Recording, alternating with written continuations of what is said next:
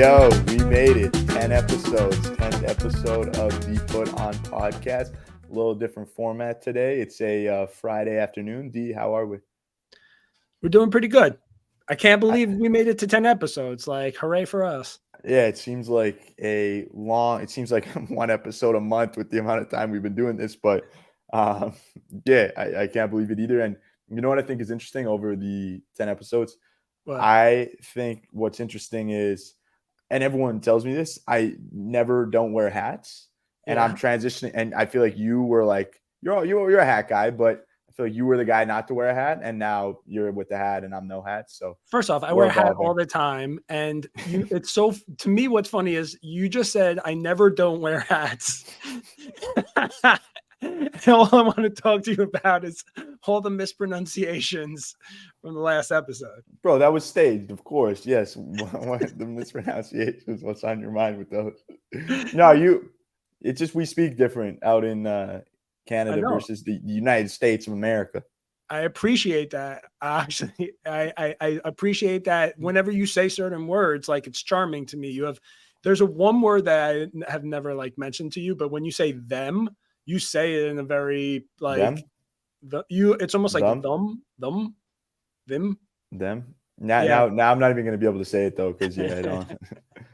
But I like that, and you know what? It shows kind of like the differences in the across the border. Yeah. I mean, we were talking about that, but yeah, I honestly didn't get to the bottom of the pasta thing. What do you mean? You said I talked to you last night. Was it last night? And you were like, I think you were right about the pasta. No, well, yeah, popular debate, you would probably be right, but I still think that, and I was in Italy recently and was saying it, and no one was like, "You're crazy." So yeah, because you're Canadian, and they didn't want to offend you, and because you're a friendly Canadian guy. That's fair. And then there was also Sade, right? Your girl Sade, the artist. Sade. Yeah.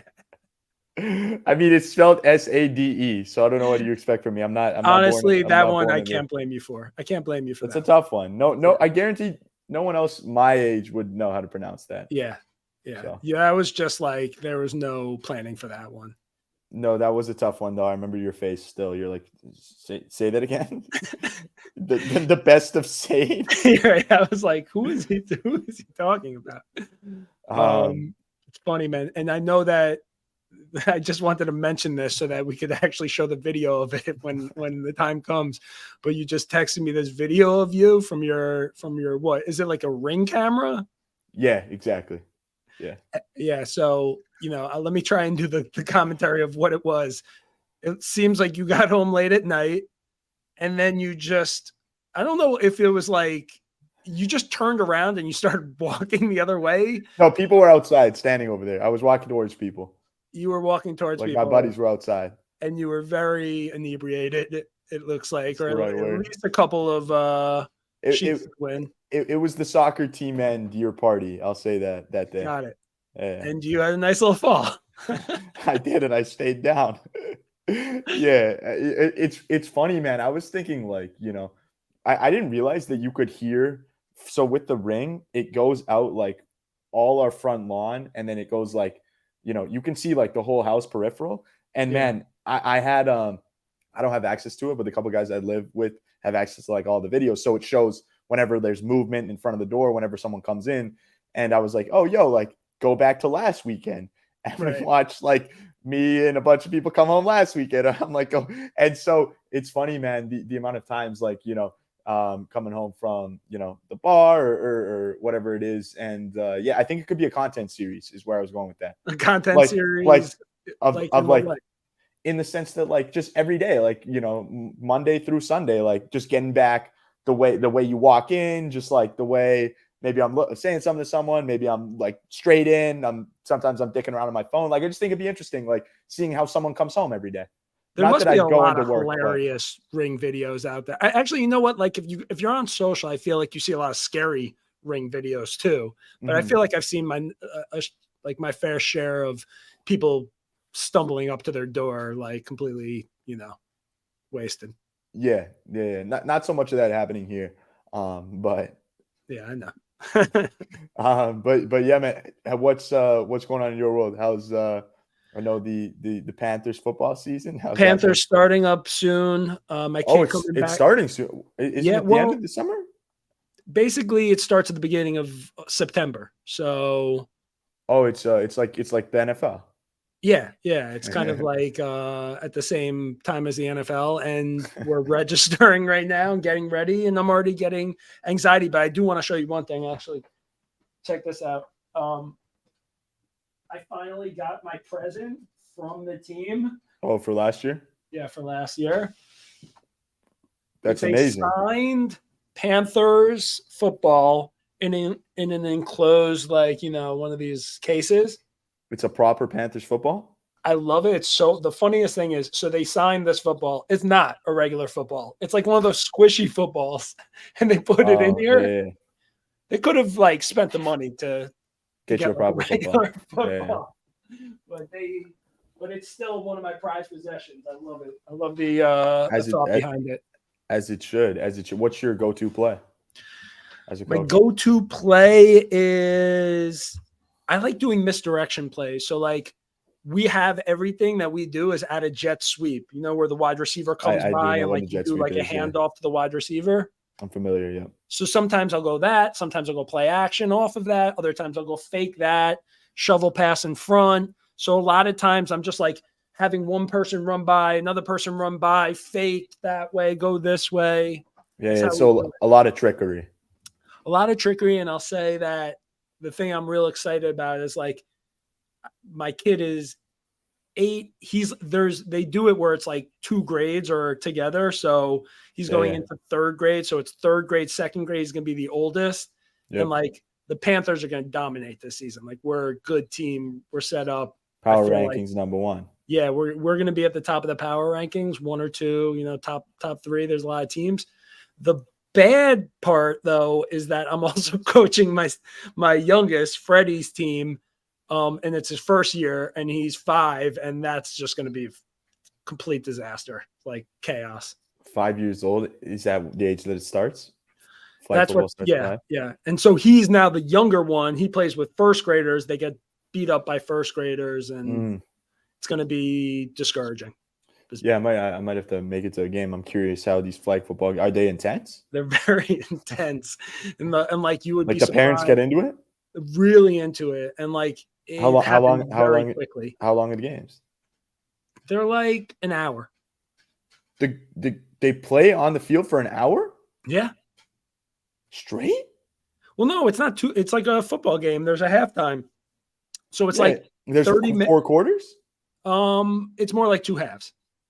And they're playing 30-minute halves. They're not 30-minute halves. It's just the game takes an hour because you get there, like warm up, whatever. The game, usually I was talking like playtime. Okay. Yeah. I would say I think they're like 15-minute halves, something like that. Okay. So that's still a long time. Yeah. For first graders, kindergarten. Okay. Yeah. Yeah. So good luck with the Panthers this season. And just before we get into the segments, good call out on Creative Act, Rick Rubin. Good book. I'm pumped that you got it. Tell me what you think of it so far. Like what's your impression? I mean, after we chatted about it on the last pod, I went out and got it the next day. And man, I think that in terms of just like I'm maybe 70 pages in and I want to talk about it once I'm done it. But man, just in terms of like what he talks about, being able to, that everyone is a creator and we've all like, I think we talked about this on a previous pod early days, but just like how, quote unquote, the system stifles creativity for the most part. Yeah. And like how he portrays, each of us as a unique individual who has their own creative spark and, how he taps it. Like he talks about how he taps into that, but just like, it's super inspiring, man. I want to dive deeper, but I found myself, wanting to like put down the book and draw. Not that I'm a draw, but just like he was getting the juices flowing. Well, I think I'll just say this on that point of like everybody's kind of creative. It's so true. Like if you think about just jobs, I was having a conversation with this guy a couple of days ago who like we interviewed for one of our shows. His name is Julio G. the hooligan. He's the DJ. He's the man. Yeah. He was just talking about how his like girlfriend is, I forget if it was like she's in sales or she does something where she like manages a bunch of people and she's like kind of responsible for a lot of things. And like, it takes a lot of creativity to do any job, you know? No doubt. And he was basically making the point that like, she doesn't see herself as a creative, but again, like everybody has a creative part to their job, whether it be like sales, whether it be like, you know, being whatever, an engineer or like, you know, anything. It's like, it takes creativity. And so I think it really is the type of book that like anybody can get value out of. No doubt. No doubt. Yeah. I'm looking forward to finishing it, and we'll definitely have to talk about it on a future episode. But with that being said, should we dive into the segments? Yeah, let's do it. Cool. So I want you to hit me with a memorable show, movie, or clip that you've recently watched. Got it. The movie that I watched this past weekend was one that I've been waiting to see for a long, long time. It's called Roadrunner. It's a film about Anthony Bourdain. What's it on? Apple TV. Okay. And I mean, I'll put it like this. Anthony Bourdain was one of my heroes, right? Creative inspiration. And I watched him for years. And I remember when the news came out in 2018 about him committing suicide. Sad day. Devastating. Like, yeah, I remember that. It's crazy when somebody that you've never met before, like when they pass away and it affects you so deeply, right? Yeah. And so anyways, I was watching this doc and it's just like an incredible story. You know, it's a portrait of his life. How he had is it from like early, like it's from his childhood days? Yeah. It starts kind of from the childhood, or, you know, kind of like gets into it a little bit, but doesn't really kind of start. It touches on the fact that he had like a misunderstood childhood. You know, he had battles with addiction. Okay. I didn't know that. Yeah. And like as a child, just like from a young age? Throughout his entire life. Oh yeah. Heroin addiction. He drank. He got obviously kicked the heroin stuff by the time he was like famous. Yeah. And I think part of the reason it's such an amazing story is that like he was this chef. I think he was like 42, 43 at Leal in the city. And kind of like an unknown chef for the most part. And he wrote this book, Kitchen Confidential. Did you ever read that book or no? No, I didn't know. And it was basically like a tell-all book about the restaurant business. And it was just like an overnight sensation. Like he became famous off of it. Yeah. So because I didn't know his story to fame. He became famous off this book specifically, you're saying? That's like what started it. And then he goes around and, you know, and somebody was like, this guy could be, you know, on a travel show. So he basically ended up on this show called A Cook's Tour. And, you know, I don't even remember watching any episodes of that show. I might have like way back in the day. It's just hard for me to remember. What I really remember is when he was on No Reservations and then when he was on Parts Unknown. The crazy part about it too is just like up until that point, like the first 40 years of his life, you know, he hadn't really traveled. So like he becomes like, you know, this incredible travel documentarian. Is that a real word? Documentarian? Yeah, like, I'll give it to you. Yeah, like like this iconic host. And it's just like this really candid look at his life. And he's one of the great storytellers of like he's fascinating. Yeah. He's a real artist. And like, think about the VO kind of narration that he had on his shows, like where it was so like poetic and it was so eloquent, but he had an edge. I'll tell you who I compare him to is like Hunter S. Thompson. To me, he's like the Hunter S. Thompson of my generation. For all those who don't know, Hunter S. Thompson. Hunter S. Thompson is Fear and Loathing in Las Vegas, and he's like this incredibly iconic writer who wrote about drugs, and he had like real serious addictions, but he was so talented. And he's like Johnny Depp played him in Fear and Loathing in Yeah. Las Vegas. Okay. So it was the same type of cultural impact. Basically, these two guys are the same in my mind because they were both tortured souls. Yeah. They're both like beloved, and they were so creative, and they were masters of their craft, and like who truly have a legacy that'll live on forever. But just like had these demons that they had, and so to me, the film was just like deep and emotional and beautiful because of like the shots where he would be in all these different countries Yeah. and haunting and the other thing is like there were all these people in the film that they interviewed. David Cho, Yeah. Josh Homme, Eric Repair, David Chang, and you could just tell it was heart-wrenching because like they're still so deeply affected by losing His him. passing. At the end of his life, he kind of had this tumultuous relationship with his girlfriend, and like he was so torn between his work and being there for his family. Yeah. And it's just an amazing like documentary. That sounds like a great story. Yeah, and let me ask you this because like obviously, so do you know who Hunter S. Thompson is? I know Anthony Bourdain very well. I don't know Hunter S. Thompson. Okay. I'm gonna put you onto him on the next episode because that guy deserves his own little spiel. Why do you think I said for all those who don't know? Well, because it seemed like you were talking for yourself. Exactly. Yeah. So you got it. I know. I'm not a rocket scientist, but I could tell that's what you were trying to say. I'm glad. But the reason I bring it back is because then that means you've never seen Fear and Loathing in Las Vegas.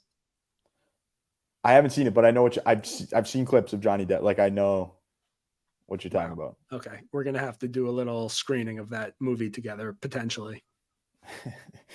Yeah, potentially is the key word there. All right, what you got? The show or movie? Movie and show. Yeah. Two part. It's the talk of the town. I mean, you haven't seen them, have you? Barbie, no. Oppenheimer. Nope. So yeah, I mean, I saw them both. I did the Barbie thing first. I did the Barbieheimer thing, and I thought Barbie was good.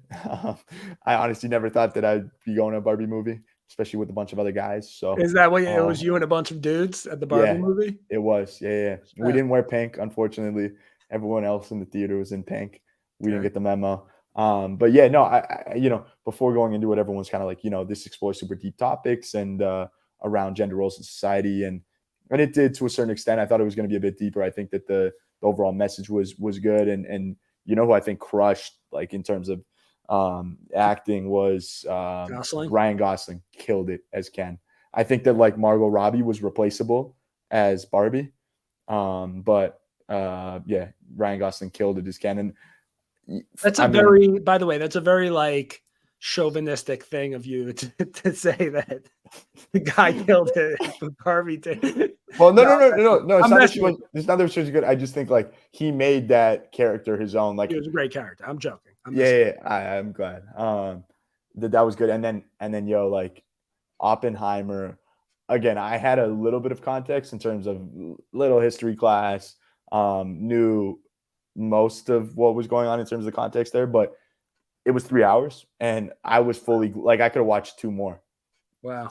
Cillian Murphy crushed it. Again, the movie critic in me. Robert Downey Jr. should probably win Best Supporting. Played Strauss.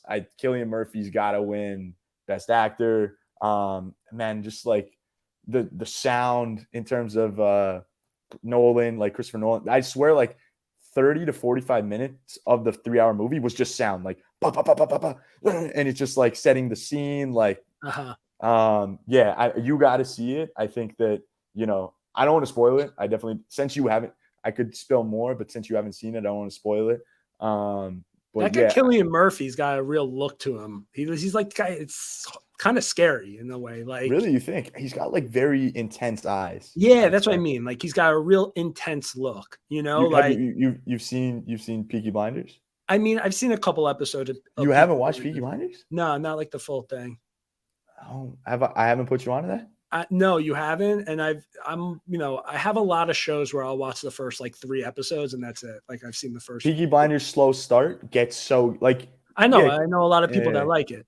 yeah. You got to watch that. Yeah, because I couldn't. I feel like a bunch of people watched Oppenheimer and was like, couldn't unsee Peaky Blinders. But there's some similar topography, some similar scenes at the start. I was like, holy shit, this is Peaky Blinders. But yeah, it's a great watch, and you got to see it.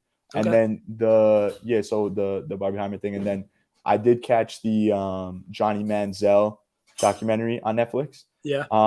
And yeah, I thought it was super interesting in terms of the like just behind the scenes of his life and how he lived. No other athlete did it like him.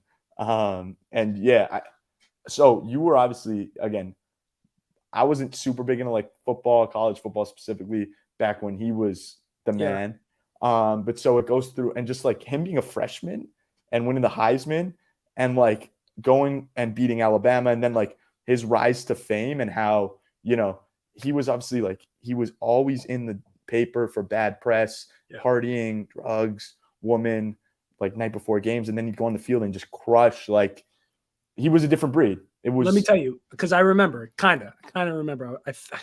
I could have been in college. Do you know what year he was in college? No, you weren't in college. He was.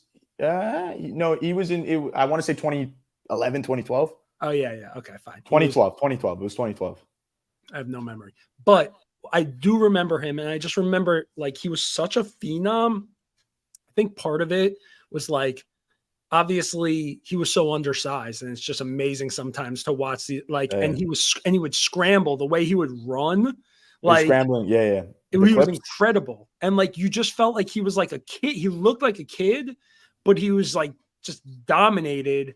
And I remember feeling like he's either going to be, I mean, I guess this is like what everybody thought. Like he was either going to be a complete superstar, or he was going to flame out.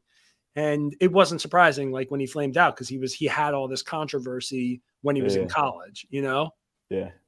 I mean, even some of the like he said that the big line in the show was that he came from oil money, because the amount of money that they were making back then, you couldn't make money in the NCAA, and the amount of money him and his best friend, who was managing him at the time, were making from signatures and signing. Right. And then they were like, oh, like, where's this money coming from? And they created this lie that, his family had oil money, and they had to get like his uncle involved, saying like, yeah, it's us. It's just like this whole elaborate scheme on how they game the system at that time. So that guy could party. Like that guy like went out hard. More than, I mean, yeah, from what it showed and what I've heard, yeah, more than anyone. Didn't he go to the Browns like when LeBron was on the Cavs? Yeah, it would have been same time, yeah. Because I kind of remember that part of it, of just like there were such expectations, right? Like unrealistic expectations in Cleveland, the city of Cleveland sports in general. Yeah, and just like he was kind of doomed from the start. I think it was more a product of him than anything else, like he just wasn't, he didn't have kind of the right temperament to be an NFL quarterback. No, a professional athlete in that manner. I mean, and then I think he fizzled out. He came to CFL, Canadian Football League, for a bit, but yeah, I mean, he loved the party more than he loved football. Yeah, it is what it is. Yeah. But yeah, man, those are my few things.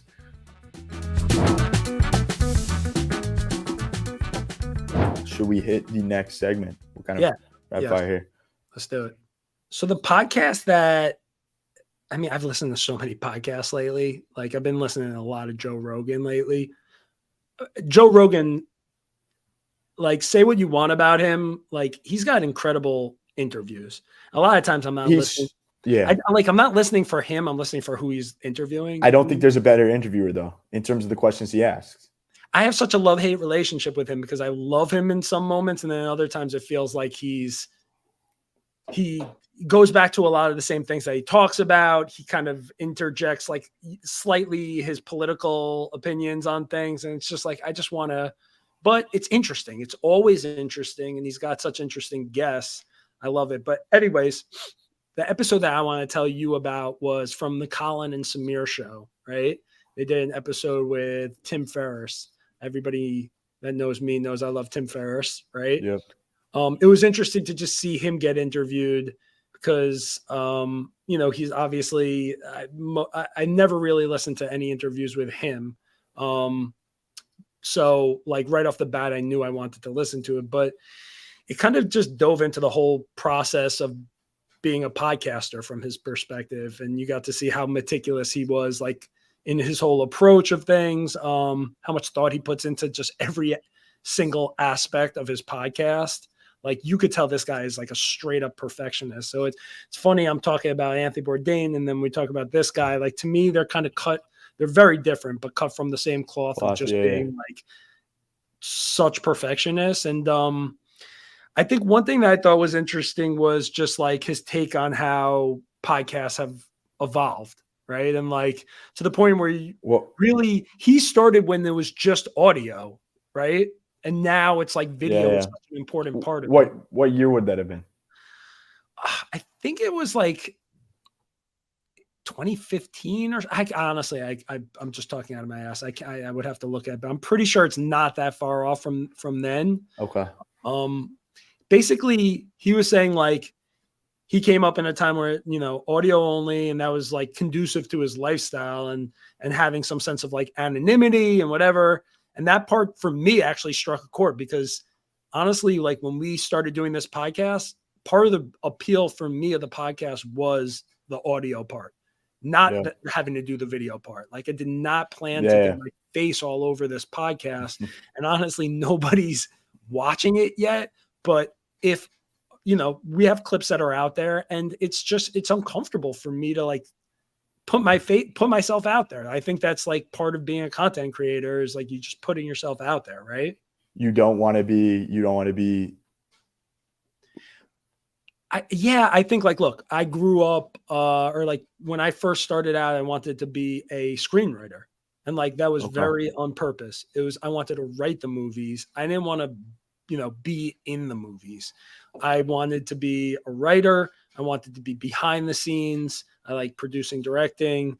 I like to talk, but like, I didn't want to be kind of in front of the camera. And now it just feels like you have to be in front of the camera, right? Like, because you have to promote your stuff on social. Otherwise it's just, you're swimming upstream. Yeah. Yep. I'll tell you one other thing that I really liked about it was just they touch on this thing about independent publishing, right? And they call it a permissionless environment. And basically talking to the fact, like one of the things that's so great about podcasts is it's not like what it was in the past where, in order to do a show, there are these traditional gatekeepers and like, basically they're going to order, 8 episodes and evaluate it, right? Like you could just fucking do a podcast and just put it out there. And like, nobody's going to stop you from doing it. What did you send me again? I think because it's relevant here. You sent me something by, who was it? Where you was talking Jesse about Itzler. It was Jesse Itzler. Yes. So we're on the same page. Can you just talk about that a little bit? Jesse Itzler basically had this video. I'm not even sure if Jesse Itzler has a podcast, but he was talking. He does. I feel like he does. He does. He was talking about how he looked at the numbers for the podcasting, like the podcast numbers, and there's something like 5 million people that do podcasts, and then, or there were 5 million podcasts, right? And then he looked at it, and like 20%, I think it was 25% stopped after one episode. And then 60% never made it past 10 episodes. And so he's doing this like Goggins style rant where he's like, that's a business that I want to be in because I'm going to do 100 podcasts. I'm going to do 1,000 podcasts. Like, I'm not going to fucking stop doing podcasts because, that's the thing. Because everyone quits. Give up. Like, if you give up, there's no chance. But if you keep going and you're consistent and you get the reps, like, then anything could happen. And usually you improve over time, right? You refine, you craft, you make mistakes. Like we're trying to do a shorter podcast today. I don't know if that's going to happen. I mean, right. But at least we have the recognition of the fact, like, let's try. Anyways, to tie it all back, it's just the beauty of the podcast is that nobody is telling us like, you can't do it. We're just fucking doing it because like, all you need is a camera and a mic and and an idea and a little bit of personality. No, some personality, right? A little charm doesn't hurt. And so just really interesting. And there's a lot more that's talked about. Some of it is a little in the weeds because like that's how Ferriss is. Yeah. But yeah, check that out when you have some time. Very valuable for somebody that's either doing podcasts, thinking about getting into podcasts, just to see all the stuff that goes on, like kind of behind the scenes. For one of the greats. Yeah. No, I agree that Tim Ferriss is one of the greats in podcasting, and yeah, I'll definitely have to check it out. Mine is on a little bit different of a note. Yours is providing value. Mine's for more of a laugh. Did you watch? You know who Barbie Altoff is? She's blowing up. Yeah, I do know who she is. By the way, I saw that. I saw the Barstool, a little snippet of her on Barstool. She's not in character in the Barstool one. I know. That was interesting. It was weird. It was different, right? Yeah, with Dave and Josh and Brianna. Yeah, man, I think she's hilarious. Like she is. The one that I watched, and I'd put people on too. Just it's maybe a 15-minute pod with Drake. If you just kind of trying to chill, little laugh. And she just like, bro, when she asks him or when she's like, I don't know a Drake song. And he's just kind of like, he's like, what do you mean? What do you mean you don't know a Drake song? Like, he's like, there's no way. And she's like, yeah, like, I can't think of a Drake song. And she kind of goes like, you know, like name me a lyric. And then he goes like, Kiki, do you love me? And she goes back like, yeah, she's playing a character, so she knows all this shit, but like they're trying to keep a straight face, and she just kind of like, she's kind of like almost like there's parts where it reminds me of like Galifianakis, you know, like I saw that too. Because she takes offense to things that like people say, like she has her guess. I saw the one that she was like doing with Yachty. Yes. Like Yachty like said something to her, like, and she was like, "No, I'm not gonna." Sound, you know. Like, She was like getting upset, like in character though. No, it's hilarious. Yeah, and yeah, she's done one with Mark Cuban. Apparently, the one with Drake, she did one with Funny Marco, who the YouTuber. That was the one that blew her up, right? That blew her up, and then Drake followed her, and then she hit Drake in the DMs and he said, "Yeah, I'll do a pod," and she paid $300, maybe $600 to get Drake on. And then the Drake one went viral, and that she's crushing. She signed with WME or whatever. But yeah, man, the fact that she's able to stay in character through all these conversations is just hilarious. And I think that, again, like if you want a light pod to watch, the Bobby Altoff pod, or it's called The Really Good Podcast, is a good one. Specifically the Drake episode. Cuban's not bad either. I got to check out that full episode. You know what? Watch the full episode. It's real. I saw a little bit, like I was saying, of the BFF one that she did. Again, not in character, but yeah, not in character. But what was so interesting is it seems like it really happened like overnight, and like the whole thing with Drake was like she just like sent him a DM, like, and like next thing she knew, he was like flying, or she was flying out. She was flying out to Memphis, I think, to shoot it with him, and that makes me think of.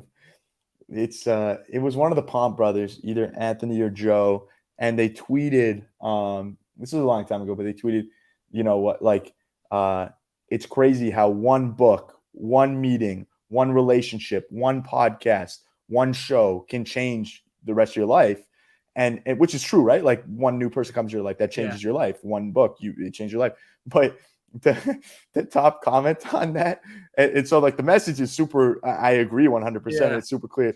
And then the top comment was again, if I can't remember if it was Joe or Anthony, but yeah, Joe, you're right, it really can. I listened to your podcast with the people at BlockFi, which was like a crypto company, and invested all my money, and now I'm living on the streets and broke. It really can change your life. Thank you. like bro, hilarious. Oh my God.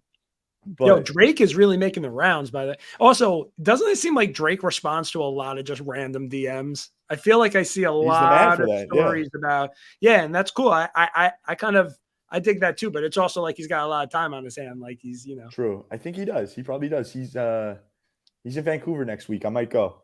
He's been on a lot of these different shows, a lot of the different social shows lately. I feel like he keeps popping up. He does. Yeah. He's staying relevant. He's a business guy. He's Canadian. I got to respect him. He's probably one of the most successful. Him and Ryan Reynolds, Do two of you the see most the successful. video of Drake on Street Talk? Do you know what that is? I do know what that is. I didn't see the specific video that He you're was talking about. at, I think he was at Starlet's, which was like a strip club, and Okay. he is like fucking wasted. Like, Yeah. I mean, He's loaded. obviously Yeah. Yeah. because he's at the strip club, but like it's drunk Drake. Yeah. Yeah. Gotta check it out. Okay. I'll Pretty watch it. pretty funny. Yeah, man. That's mine. Bobby Altoff. Check her out. Piece of social content, trend, or creator that's on your mind. Or for you, probably 7, but You skipped right over the music. I'll just say that. I thought we were gonna go music next, but okay. Social creator that's on my mind. no, I wanted to mix up the order. Sorry. Okay, fine. I have 3 real quick ones. Okay. Sure. You would have 3. Okay. First one is she's not even like, it's not even like her. It's this woman whose handle is Tiana Gayton, Tiana Gayton. Anyways, she's mildly interesting. I don't even know, but she has this spider that she basically keeps as a pet. Its name is Rose the Spider, and it's probably the most adorable spider I've ever seen. What kind of spider? I don't even know how I don't know. I don't know the answer to that, but if you went It's on super her random. if you went on TikTok, you saw it, you were like, "Oh my god, that's like a cute spider." Like it has these eyes and then it looks like it has like a little like smile going on? Like beard or Oh, a something. beard. And the spider like loves this girl and like hops up on her hand and like it's getting older so it's like moving slower, but like all these videos of the spider and honestly, I just think spiders need better PR. Like, think of them one of the most misunderstood insects. They eat bugs, Fair. right? They are very scary. I'm not gonna lie, they're scary looking. It goes back to your save the bugs idea. Yeah, the bug saver. Yeah. But it's just, I'm gonna send it to you. It's just a really cute spider somehow. Okay. And then our buddy Zach sent me a different account, and it was like spiders that have like do like these like peacock things, like almost like mating things, and they like pop up this thing, and it's beautiful. It's like, so I've been seeing some good spider content lately. That's one. Okay. You like the animal stuff. You were at pandas earlier, ASMR. You're on spiders now. I could see snake skin. Like how they get rid of their skin. I could see that be next for you. No, it's not, but it's we not. are foreshadowing some animal content later on. Number 2, there's this girl, her account is at Lady in the Bathroom, except it's not it's TGE. I don't know what that's about, but it's this chick, and she basically does all these like lip sync dancing renditions in her bathroom of popular songs and like old school songs, a lot of like old school rap songs. She's from Louisiana, so a lot of Southern rap, which I love. And she's great. And she goes all out and she's like puts on a show, and I dig it. She goes for the full song, or they're shorter clips? She pretty much goes for the full song, and she's like does like great like editing because it's like a lot of very like it's like a music video, but it's in her bathroom. Interesting. Creative, very creative. And like Rick Rubin would be impressed. Yeah, I'm gonna put you onto that, Lady in the Bathroom. And then the last thing I just wanted to talk about real quick, I've talked about him multiple times on the pod, is this dude Kyle Gordon, right? At Kyle Gordon is great on Instagram and TikTok. And basically in the last few weeks, he just puts this video out, right? All of a sudden, and it was meant to be like it said like every 90s like Euro dance videos, right? Yeah. And basically it's him and this girl doing a song. It's called Planet of the Bass. Okay. And it's a straight up parody of like 90s Euro dance music. And it's fucking hilarious. So funny. And it went viral. And like, there've been all these videos afterwards where it's like he has another video and it's a different girl, but it's the same song. Okay. And then there's another one. And then everybody's like, where's the other girl? And then I saw a live performance of it. And now there's like articles. There's a CNN article right now that's calling it the song of the summer. Like it's gone like that viral. I've already hit you with a few songs of the summer, so there's no way it can be the song of the summer. This is the real song of the summer, not those songs. I'll have to listen to it, actually. I don't think I've heard it. There's one line that I wrote down that's my favorite line of the song, and it's him, and he starts it, and it goes, "Life, it never die. Women are my favorite guy. Women are my favorite guy." It's all lines like that. That's funny. That's actually hilarious. On that note of like the 90s disco, something that's on my feed right now and I've been enjoying is I like the setting's very random, but it'll be like grocery store, for example, and it'll be a guy and a girl couple, and they'll be like how your parents met, and they'll be like they'll play like the 90s music, and they'll be like boogieing in the really like old-fashioned dance moves. You can probably break it down like that, and just like how they like would be flirting with each other at the club back in the day, and how nowadays like it would go down at the bar or the club, very different. So I like that contrast, and it's funny to watch actually some of these interactions. But that's kind of my social trend. All right, should we move on to music? I think so. All right. Should I go? You want me to go? Yeah, why don't you start? Okay. I got a few things here. I would put people on, I would say you got to listen to the new Travis album, Utopia. Way better than Astroworld, night and day. Come on. Yeah. Listen For to real. it. I swear to God, not even close. I did like a really, really quick like listen to the first few songs, and it didn't like pull me in the way that I wanted it to. Does it get better after the first few songs? Yeah. Well, in my opinion, it's better than Astroworld by far. Yeah. If you like the Astroworld, it's better. Okay. We'll see, because Astroworld to me is one of those Telekinesis, top two songs, Telekinesis and Thank God, probably. Okay. Those are my top two. So Utopia is good. I would put people on the Travis new album. Make sure to listen to that post album. Wait, before post, question for you. Where do you rank Travis like in rap right now amongst all the right other now? rappers? Yeah, where would you put him? That's a good question. Put him on the spot. 5? Top 5 rappers. Go. Right now? Who's in front of him? Who's in front of him? You're basing off the last album? No, just who are the rappers that you put ahead of Travis? You said Travis is 5. You really put me on the spot right now. You want to come back to it? I do. Yeah. I wasn't prepared to list my top 5 rappers. What would yours be? Rappers like right now? Yeah. That's it is a tough question. It's a For tough me question. personally, Drake is up there. Yeah, Drake would be above. He'd be above Travis. I love 21. That's my guy. 21, we could argue. You know what? It's. I put Gunna ahead of Travis. Really? Yeah. Future for me is always top 5. Future, honestly, like but the question is like, what are we judging it off, right? Because like, if we're talking about lyricists, like it's very different. It's like Kendrick, it's J. Cole. If we're talking about just like what's the music I like to listen to, it's like Migos and 21 Savage and like I like Dirk more than Travis. You do? Yeah. I think I like Travis more than Dirk. It's fair. Dirk more than Travis. Well, maybe that's the next. We'll come with top 5 rappers next.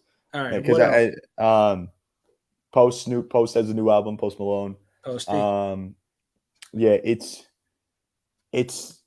decent. Not my favorite Post album. Not my least favorite.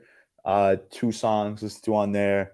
Sign Me Up, underrated banger. The song, the 3 most popular songs: Morning, Overdrive, Chemical. Chemical's the one on the radio. Not bad. Sign Me Up's a banger. And then this one, Don't Understand. It could be like a Batman song is the vibe that I get. Like vibe check. Like it probably should be the next Batman movie. It should be Don't Understand by Post Malone. Should be the end of the Batman movie. Wait, so just so we're clear, you're putting me onto a Post Malone album that you think is like decent. I think you got to listen to it though. Sign Me Up. You literally just said 3 like songs. It's okay. It's all right. I like it, but 3 songs: Sign Me Up, Morning, and Don't Understand. All right. Sign me up for those 3 songs. And then the last song that I got is the one I played you before we started. Banger, Song of the Summer. Song of the Summer. Prada A Casa edit. It's only on SoundCloud. You got to listen to it. And if you want to get juiced up like before a fun night, that's the song. Yeah. I thought that song's okay. I mean, it's you're getting old, man. I know. So, but listen, you have the young songs, I have the old songs, and some of the young songs. That being said, I'm going to put you on. Let's hear it. Can I? Is it my turn? If you want. I mean, it feels like it's always your turn, but yeah. I got one young guy, whose name is That Mexican OT. Okay, he's a rapper from Texas, Bay City. Yeah. Caught my attention. You know how like Spanish people can roll their R's really well? Yeah, I do. This guy does it with just like random letters. Like, and so he's got like this really quick flow. And, oh, really? But he like rolls all these different words. So it sounds really unique in that way. And then do you know who Paul Wall is? No. Okay, he's like a rapper from back in the day, a white rapper from Texas. Paul Wall. He was the one that would always wear like the platinum grills, and he was kind of part of like the whole Mike Jones, still what's it called? Like Swisher House, like that whole crew. Now I'm forgetting some of the other guys. Who was it? Mike Jones,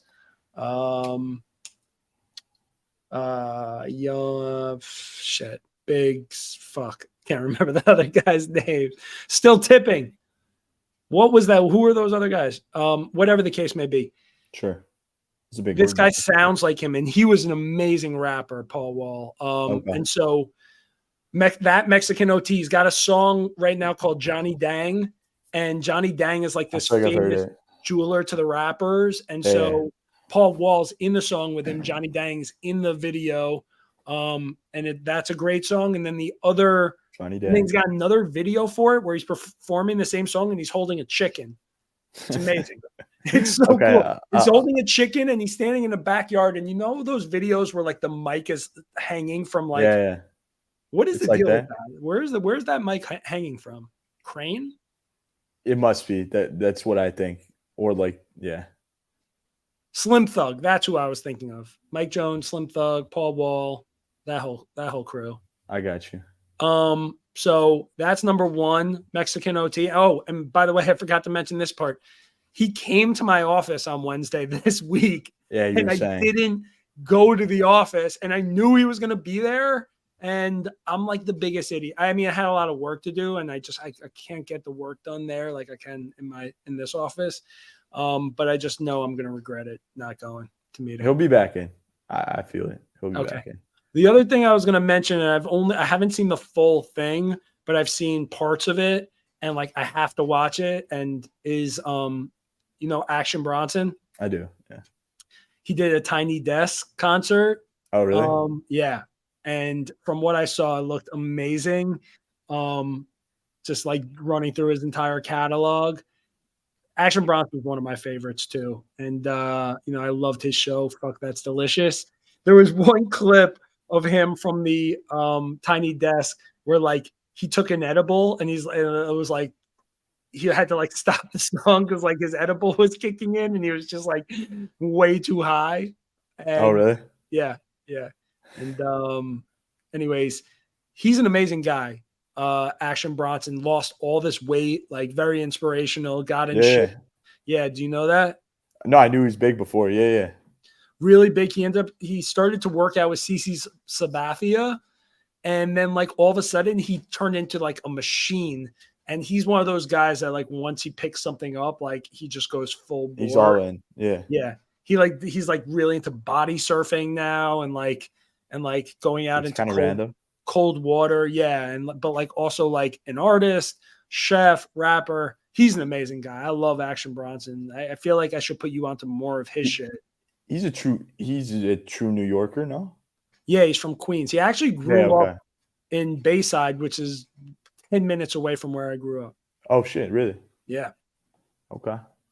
You got anything else on the music piece or? I don't. Let's move on. What we got next? We're replacing the quick hitter segment with a little top 5 today.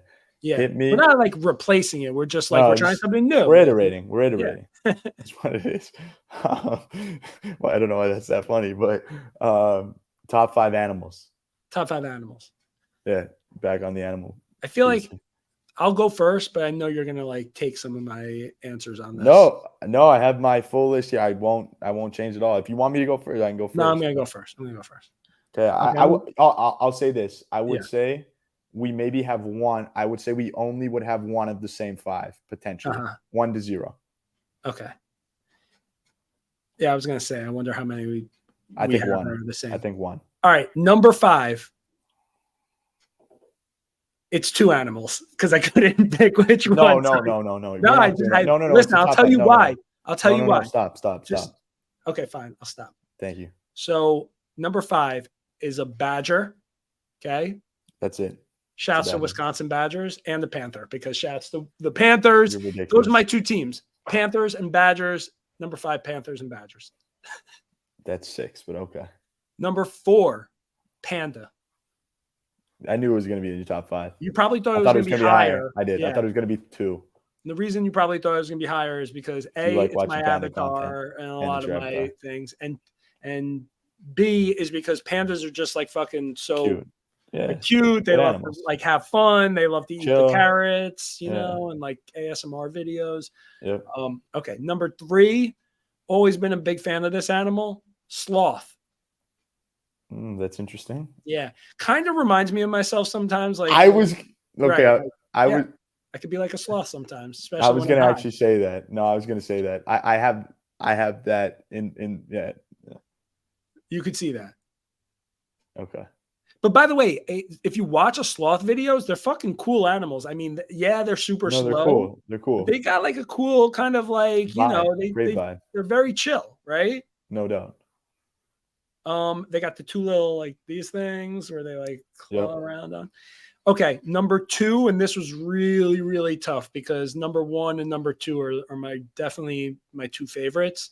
Let's see if you could guess it real quick. What do you think number 2 is?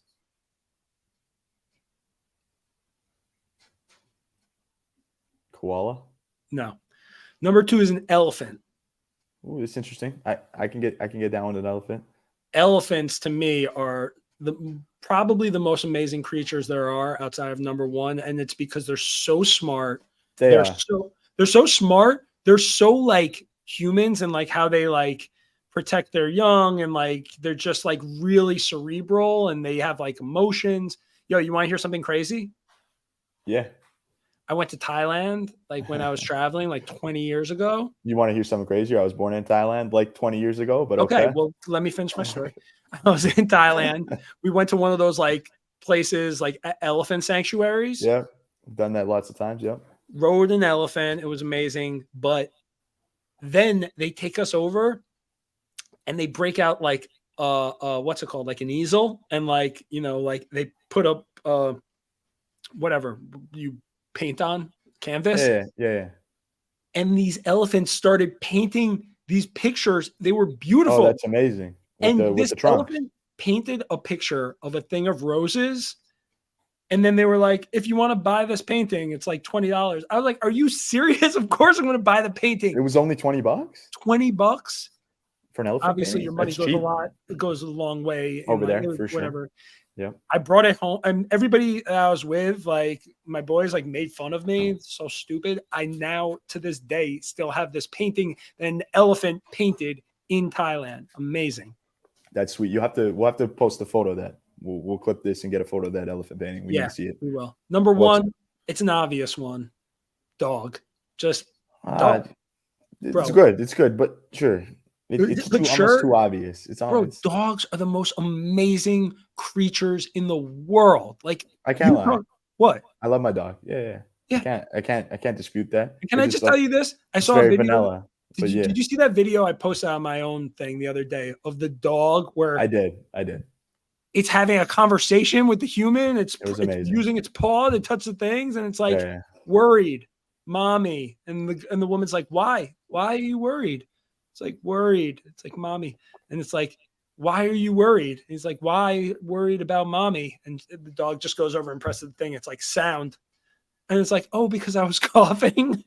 and, and it's like the dog is like, yeah, I was worried you were coughing. The dog probably thought she was gonna die, Yeah, like she's just that's so coughing. cute. It was very cute. I wouldn't have guessed that, honestly. That's a Yeah, good. you thought I was gonna go more like exotic, but no. Give I me your did. top 5. 5, seahorse. Seahorse. What? Great creature. Seahorse? How Yeah, random. I mean, it's an amazing animal, no? Seahorse. Okay. But if we're gonna throw 6 in there, it'd be seahorse or donkey. Okay. Because they're just funny animals. Okay. Number 4 is a sloth. So we do have 1. Wow. I Okay. thought we'd There have you 1. go. 4 sloth. 3 Komodo dragon. Komodo dragon. Your top 5 animals, one of them is a Komodo dragon. Why? Because when I lived in Singapore, we had Komodo dragons in like our backyard, and they're dangerous, but they're cool. So cool, but fucking scary, man. They're like dinosaurs. Yeah, that's why they're in my top 5. Okay. Because they're like dinosaurs. All Number right. 2, just especially baby ones, giraffe. Yeah, I thought about giraffes. They seem like they should be extinct by now. Don't you feel that way? The shape of them, yeah. They're on the same vein. Like to me, we could have a conversation about giraffes and elephants in the same conversation. Like which animal is the superior? I think that's fair in terms of how they look. And question for you: I don't know? I really don't know the answer to this. Do giraffes get like attacked a lot by predators? I don't. It's funny. My girlfriend right now is actually in Africa on a safari in Kenya, seeing lots of giraffes and elephants and lions and shit. So I'll ask that question and get back to you. I don't know. Because whenever I see like a tiger like take off or like a lion take off and like chase, they're always chasing the fastest animals. Like, why not go after a giraffe? It just seems like such an easier. Giraffes don't eat meat. I don't think. I think they only eat the trees and the leaves. Okay. It might have something to do with like they don't have a bunch of meat on them, and the lions. What do gazelles eat? I don't know. Now we're getting. I'm not. What do I look like? Steve Aren't Irwin the animals here? that they're eating? Aren't the like gazelles or like wildebeest? Like, don't they only eat like graze and plants and like do things like that? You might have me there. I have no clue what the diet of a gazelle is. I'm sorry. All right. And my number 1 is a koala. Koala. Yeah. How predictable. I mean, it's just so cute, man. I mean, I feel like it's a pretty good answer, but yeah, it's my top 5. I think we got to compare our 2 and see which individuals which one is better. Koalas are really cute. Have you ever seen a koala without like the furry hair? I have, yeah. Kind of scary looking. It is. They need the furry hair. I agree. Do you like eucalyptus?